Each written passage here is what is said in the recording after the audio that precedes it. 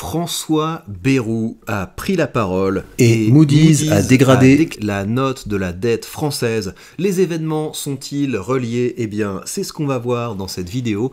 On va écouter attentivement le discours de François Bayrou en se demandant est-ce que ce serait pas encore une nouvelle fois pour changer un gros gauchiste. Avant ça, je trouve que les gens s'enflamment un peu sur François Bayrou qui ressemblerait à Richard Gere. Je suis désolé, François Bayrou ne ressemble pas à Richard Gere, il ressemble à Monsieur Snoïd. Je ne sais pas si quelqu'un a la ref, si quelqu'un a déjà eu un album de Monsieur Snoïd entre les mains. Bref, on va se lancer dans cette histoire. Donc on rappelle d'abord la situation. Donc la France est un pays qui est au bord de la faillite. Vous avez les économistes de gauche qui nous disent non mais il n'y a pas de problème en fait, la France va vendre la tour Eiffel et... et on pourra vendre la dette. Non mais quel escroc. Je reviens là-dessus parce que vous vous souvenez, récemment j'ai mis un gros ratio à Thomas Porcher, un grand économiste qui nous explique oui en fait il n'y a pas de problème, le patrimoine de la France couvre la dette, et vous m'avez envoyé une page de son livre et c'est vraiment du grand n'importe quoi. Dans tes émissions on entend toujours les mêmes rengaines, grrr, les fonctionnaires, la dette, grrr, dépenses publiques. Alors moi je veux bien que peut-être qu'il y ait certaines émissions à la télé où on parle de ça, mais j'ai quand même l'impression que le service public est massivement gauchiste, et il y a peut-être quelques chaînes qui essaient d'exister hors ultra-gauche, mais c'est pas ce qu'on entend le plus souvent. Donc cette idée selon laquelle il y aurait régulièrement des orateurs libéraux qui se succèdent à la télé et à la radio, c'est un énorme mensonge, et comme s'il y avait des mecs en France qui sur les grands médias disaient « Coucou, je suis libéral ». N'importe quoi. Libéral, c'est le mal absolu en France, et donc vous avez des gens qui vous disent je suis sociodémocrate, etc. Des libéraux, ça n'existe pas en France. Les libéraux ont raison, l'État devrait gérer sa dette comme une entreprise en bon père de famille, essayer de laisser du patrimoine à ses enfants plutôt qu'une dette. Mais l'État laisse aussi un patrimoine aux générations futures, des bâtiments, des infrastructures, des actions. Regarde le jardin du Luxembourg, regarde le parc je sais pas quoi à Marseille, regarde la gare de Lyon. Donc c'est absolument n'importe quoi. Le gars te dit t'inquiète, la dette ça va. Parce qu'on va pouvoir vendre le jardin du Luxembourg. Qui va acheter le jardin du Luxembourg? Thomas. Et ta gare de Lyon, tu vas la vendre avec ou sans la CGT, donc c'est absolument n'importe quoi.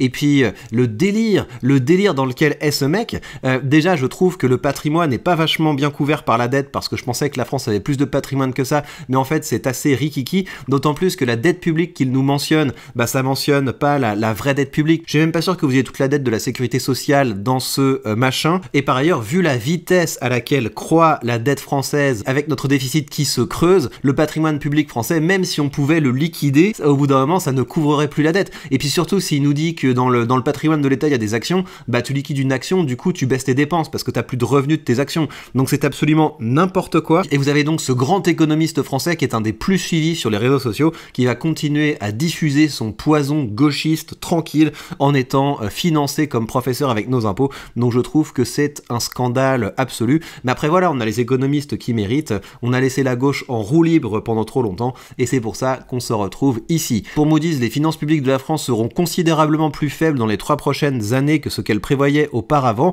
en raison d'une fragmentation politique plus susceptible d'empêcher une consolidation budgétaire efficace. Bah quand on voit les budgets qui nous sortent, où c'est des budgets où on coupe jamais dans les dépenses et on essaie d'augmenter les recettes, alors que les derniers créateurs de valeur de France sont en train de se barrer, elle juge la probabilité faible de voir le prochain gouvernement réduire durablement l'étendue du déficit au-delà de l'année prochaine. Donc c'est ce qu'on va voir, on va voir si on n'a pas des indications de ça dans le discours de Bayrou, alors que le gouvernement Barnier misait sur un déficit de 6,1%, donc je sais pas si vous réalisez, c'est-à-dire que ça, c'est 6,1%, ça s'ajoute année après année à la dette, et par ailleurs ce que ça veut dire, c'est que les recettes de l'État ne couvrent pas ses dépenses. C'est-à-dire qu'alors qu'on est le pire enfer fiscal de la planète, on dépense tellement qu'avec les montagnes d'argent qui sont volées en français, on n'arrive même pas à assurer le train de vie de de notre État de voleurs obèses. Barnier avait construit ses textes sur la base d'un déficit de 5% en 2025. Or, Moody's n'y croit pas. L'agence anticipe un déficit public stagnant à 6,3 en 2025, donc en augmentation,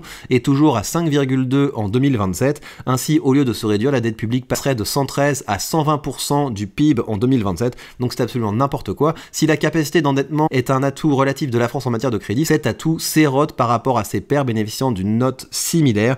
Donc c'est-à-dire qu'on nous avait vendu l'idée, vous inquiétez pas, la France rassure les investisseurs, elle peut emprunter à des taux très bas, déjà c'est plus le cas. Maintenant on emprunte au même taux que la Grèce, et vu que personne ne veut réduire le mammouth obèse français, eh bien ça n'avance pas. Et je vous dis ça, hein, il faut vraiment que vous compreniez l'économie. Si vous voulez un pays riche, vous devez avoir une économie qui est créatrice de richesse. Et vu que tous nos économistes ne voient les choses qu'en disant « Oh regardez, il y a encore un petit peu d'argent dans la poche de tel ou tel riche, donc si on lui prenait, ça permettrait de combler le budget de l'État, etc. » C'est absolument n'importe quoi. C'est pas avec ça qu'on a une économie dynamique. On n'a pas une économie dynamique quand on sanctionne la réussite et qu'on subventionne l'échec. Ça, et c'est la politique de la France, c'est la politique de l'État redistributif français, c'est le meilleur moyen d'avoir une économie qui faiblit d'année en année. Et en fait, là, l'état de nos finances, c'est juste qu'on se mange les effets cumulés du communisme, qui est une usine à créer de la pauvreté. Alors, ceci étant dit, on va écouter François Bayrou. Est-il notre sauveur ou s'agit-il encore une fois d'un gros gauchiste? Eh bien, c'est ce qu'on va voir ensemble. Monsieur le Premier ministre, cher Michel, vous avez dit que nous nous connaissions depuis longtemps, c'est absolument vrai. Notre premier engagement ensemble, c'était dans un mouvement qu'on appelait les rénovateurs. Et en effet, c'est une tâche qui est encore devant nous aujourd'hui. J'ai pas l'impression que Michel Barnier le respecte beaucoup. Enfin déjà, vous voyez les deux mecs, je trouve que Michel Barnier se tenait quand même un petit peu mieux que Bayrou, qui essaie d'avoir l'air décontracté, mon pote, je suis un vieux de la vieille, etc. Ouais, il est pas hyper charismatique, le bonhomme. Je veux commencer en vous exprimant un sentiment de gratitude. Gratitude de citoyen pour le risque que vous avez pris de vous engager dans cette fonction, pour avoir affronté la difficulté des temps, et Dieu sait que cette difficulté des temps est importante. La difficulté des temps. Bravo, c'est n'importe quoi en fait ce qu'il dit. Hein. Ces mots sont absolument creux et c'est très gênant. Et puis dire que Michel Barnier a été courageux, le budget de Michel Barnier c'était pas du tout courageux, c'était un budget de gauchiste qui vise à essayer de combler une partie du déficit en augmentant les impôts sans jamais toucher à la dépense publique. Donc si ça c'est du courage, on n'est pas rendu. Pour le désintéressement que vous avez manifesté. Désintéressement, le mec part quand même avec 3 mois de salaire de bonus, donc c'est-à-dire qu'il s'est fait 15 000 balles par mois au cours de ces 3 mois, et il part avec une prime de 45 000 balles, donc je ne sais pas s'il était hyper désintéressé. Qui donne de l'engagement politique, une image que vous et moi et beaucoup de millions de Français nous aimons. Et donc je voulais vous dire merci pour cet engagement et pour ce risque. Alors je ne serai pas très long pour ne pas m'exposer à des incidents que je redouterais, étant donné votre verve. Ouais, c'est assez n'importe quoi encore. Je pense qu'il essaie de faire une référence maladroite à la passation de pouvoir avec Gabriel Attal, où Gabriel Attal avait fait un discours long comme le bras et Michel Barnier était venu en mode « Ouais, quand même, pour quelqu'un qui a passé 6 mois au pouvoir. » Et aujourd'hui, en fait, c'est assez drôle parce que Barnier a passé 3 mois au pouvoir. Mais qu'est-ce que c'est poussif? Qu'est-ce que c'est poussif, les amis? Je veux dire des choses très simples. La première de ces choses, c'est que nul plus que moi ne connaît la difficulté de la situation. Mais pour qui tu te prends? C'est le premier truc, c'est ça va pas du tout. Pour qui tu te prends? J'ai pris des risques inconsidérés dans ma vie politique pour poser dans les élections les plus importantes, dans les échéances électorales essentielles, la question de la dette et des déficits. Je lui laisse le bénéfice du doute, mais j'y crois pas du tout en fait. Je pense qu'il réécrit l'histoire. La dernière personne que j'ai entendu parler de ça dans une élection majeure, c'est François Fillon, et on a vu ce qui lui est arrivé. J'ai même conduit des campagnes présidentielles sur ce thème, et tout le monde, nous en disions un mot avec le sourire tout à l'heure, tout le monde disait mais il est complètement fou, on ne fait pas une campagne sur la dette. Eh bien, je crois que cette question-là, déficit et dette, c'est une question qui pose un problème moral. Pas un problème financier seulement. Un problème moral. Parce que se débarrasser de ces charges sur ses enfants, dans les pays comme les nôtres, dans les pays de montagne et d'enracinement, c'est très mal vu. À juste titre. Et donc, votre message sur la gravité de la situation, je le reçois et je le partage. Je sais pas, mais en termes de situation, je trouve que c'est assez gênant parce qu'il a l'air en dessous en fait. Il cherche des validations auprès de Michel Barnier et Michel Barnier lui donne pas. Donc je suis pas sûr que Michel Barnier respecte beaucoup ce petit Bayrou. Et puis par ailleurs, on s'en tape en fait de sa discussion morale là, sur la dette. C'est pas une question de morale. Je me suis encore énervé aujourd'hui sur Twitter en regardant qu'il y avait 1200 agences d'État qui nous coûtent 80 milliards par an. Et dans ces agences, il y a plein de doublons. Vous avez des trucs de fou, par exemple, pour la formation. On a à la fois le Conseil national de la formation tout au long de la vie, le Conseil national de l'insertion par l'activité professionnelle, le Centre pour le développement de l'information sur la formation permanente, l'association pour la formation professionnelle des adultes et l'Institut du travail. Enfin, c'est complètement fou. Là, il y a du fric. Là, il y a du fric à aller récupérer. Mais il faut avoir un peu de balls pour dire tout ça, maintenant, c'est fini, ça dégage. Et s'il y a des planqués là-dedans qui se retrouvent au chômage, et ben c'est pour eux une excellente opportunité d'enfin apporter quelque chose à la société. C'est ça qu'on a envie d'entendre. On s'en tape complètement de tes histoires de mecs de montagne, là. Redescends un petit peu, Pépère. C'est le premier point. Et c'est pourquoi, devant une situation d'une telle gravité, ma ligne de conduite sera de ne rien cacher, de ne rien négliger et de ne rien laisser de côté. T'avais besoin d'un papier pour ça, en fait. T'avais besoin d'un papier pour te rappeler ça, alors que c'est le même blabla qu'on entend depuis des années. Ouais, je suis là pour faire un discours de vérité, pour dire la vérité aux Français, et à la fin, il ne se passe rien. Personne jamais pour avoir les boules de faire une réforme de bon sens, à savoir le passage à la retraite par capitalisation. Ces belles paroles, on en a absolument rien à faire, on en a trop entendu, et je comprends en fait que Moody's ait dégradé la France. Là, j'ai entendu 3 minutes de Bayrou, j'ai envie de dégrader la note de la France de 3 crans, là. Je veux dire simplement que j'ai 2 obsessions. La première obsession, qui est pour moi un des risques les plus graves, c'est le mur de verre qui s'est construit entre les citoyens et les pouvoirs. Entre la base, les femmes et les hommes, les familles, ceux qui travaillent, ceux qui cherchent du travail, ceux qui sont à la retraite, ceux qui... Mais on s'en fout en fait de ça, on s'en fout complètement. Si tu veux qu'il n'y ait pas un mur de verre, il faut pas créer une agence de la dévitrification des relations entre la base et l'élite. Ça existe déjà. On a déjà une agence du dialogue entre les élites et le peuple. Enfin, on a de toute façon des agences pour absolument tout et n'importe quoi. Mais si vous voulez qu'on soit proche du peuple, bah par exemple ton parti de gros centristes, de bons gros sénateurs, tu crois vraiment qu'on a envie d'être proche de ces gens qui, encore une fois, s'augmentent en début d'année et en fin d'année nous disent vous allez bosser gratuitement. C'est pas des questions de parole en l'air, hein, c'est pas des questions de respect, de dialogue, on s'en fout complètement. Nous, ce qu'on veut, c'est des actes, on veut que vous diminuiez votre train de vie un maximum et qu'on retrouve plus d'argent dans notre poche via des baisses d'impôts. Mène la vie des Français dans le voisinage. Il a envie de se marrer. Il a envie de se marrer, il a raison, parce que c'est très éprouvant en fait, ce mec qui est incapable de la moindre fluidité, qui pèse chaque mot comme s'il était en train de dire quelque chose, alors que ces mots sont creux. Ceux qui affrontent des difficultés dont il ne voit pas le relais dans la vie publique.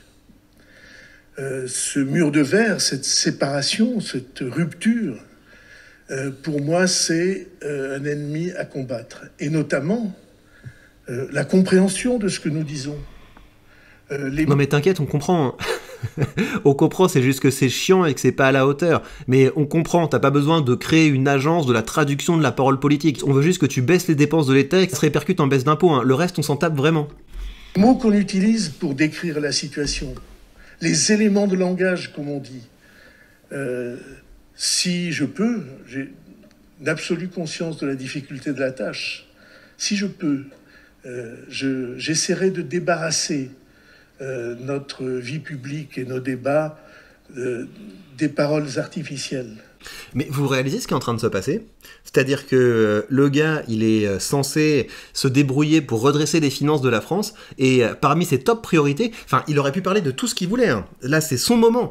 Personne lui a dit tu vas parler de ci ou tu vas parler de ça, et il choisit ce moment pour nous dire pour moi, une priorité, c'est de faire un boulot rhétorique. Alors moi, je veux bien, j'aime bien la rhétorique, il n'y a pas de problème. Mais il nous explique que mon travail, ça va être de lutter contre les mots artificiels dans le discours des Français. C'est fou qui parle de ça, qui nous parle du discours dans un discours, enfin c'est complètement fou.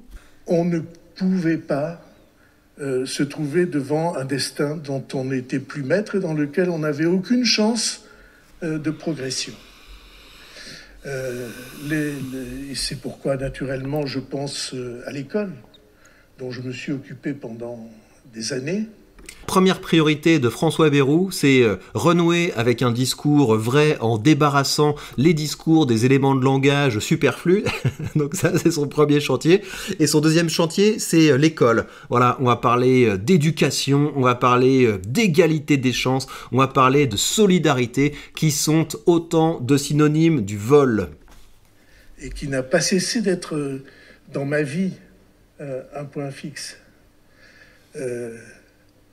L'idée que parce qu'on est né dans un quartier ou dans un village, on aurait tort d'oublier les villages. Parce qu'on est né dans un quartier... Et les crémières. Oubliez pas les crémières, très important les crémières. Et je me souviens quand j'étais petit, il y avait aussi le marchand de bonbons là. Oubliez pas, ou le fruitier, le mec qui vient avec son camion de fruits là. On les oublie pas. Faut oublier personne en fait. Faut oublier personne jamais. Mais ça nous dit pas en fait ce que tu vas couper dans les dépenses, mon gros. Dans un village, parce qu'on porte un nom, parce que on pratique une religion, ou qu'on est attaché à cette religion. L'idée que, en réalité, les portes ne sont pas ouvertes pour vous. Donc c'est parti pour un discours en fait de gauchiste. Il a marqué un point de gauchiste en fait. Il va nous parler de oui, il faut lutter contre les discriminations. C'est ça la priorité, Bayrou ? C'est ça la priorité ? Et moi je veux bien son délire avec tout le monde ne part pas avec les mêmes chances dans la vie, mais toutes les fois que l'État essaie de corriger des inégalités, il crée deux injustices. Il crée une première injustice en volant de l'argent à ceux qui le méritent, et il crée une seconde injustice en donnant de l'argent à des gens qui ne l'ont pas mérité, et en faisant cette injustice, il aggrave les inégalités, parce que quand vous financez des gens à ne rien faire, ils n'ont pas d'incitation à faire mieux. Donc ton discours de gauchiste, on en a absolument ras-le-bol. Encore une fois, je comprends Moody's, et là en l'écoutant, je mets la note de la France au niveau de la note de la Syrie. Je viens de milieux sociaux et de villages, et j'ai fait toute ma vie sans les quitter. Je viens de milieux sociaux et de villages qui n'ont pas la chance d'être protégés, favorisés. Mais arrête, t'as passé ta vie à notre crochet, t'as passé ta vie à avoir différentes planques, à sauter d'une planque à une autre planque, à gagner énormément d'argent avec ça. Ça doit être un millionnaire d'argent public, c'est un rentier d'argent public. Donc ferme-la. Ce qui casse les opportunités, c'est ça. Ce qui casse les opportunités, c'est ce système qui te matraque fiscalement et qui détruit toutes les entreprises qui pourraient donner des chances et des opportunités aux gens. Il m'énerve. Son discours, ça devrait être « Bonjour tout le monde, pardon, pardon pour ma carrière jusqu'à présent, je vais essayer de faire mieux et je vais commencer dès ce soir en coupant un maximum les dépenses et si j'ai pas été capable de ramener le budget à l'équilibre, eh bien je ne mérite plus jamais le moindre avantage financier de l'État. Je comprends pas que ça ait pas été plus commenté ce discours parce que je trouve qu'il apporte quand même beaucoup de choses. On comprend la carte mentale d'un mec comme ça, on comprend l'univers mental d'un mec comme ça. C'est un univers mental de gros gauchistes qui est plein de culpabilité parce qu'il sait qu'il a vécu au crochet des autres en ne fichant rien et du coup il va se dire je vais essayer de rendre un petit peu d'argent aux autres en tapant dans la poche de l'un ou de l'autre. Donc c'est vraiment une mentalité de gauchiste de base et ça m'agace. Écouter un nouveau gauchiste après 60 ans de gauchisme en France, c'est très inquiétant. Donc on va voir comment ceci va évoluer. Mais faites des provisions les amis, sortez un maximum de votre argent de France si vous le pouvez, parce que ce qui nous arrive dessus, c'est encore des gens qui vont essayer de vous faire les poches plutôt que d'aller à la racine du mal, à savoir le mammouth communiste français. Et bien voilà, chers amis, prenez bien soin de vous et à très vite.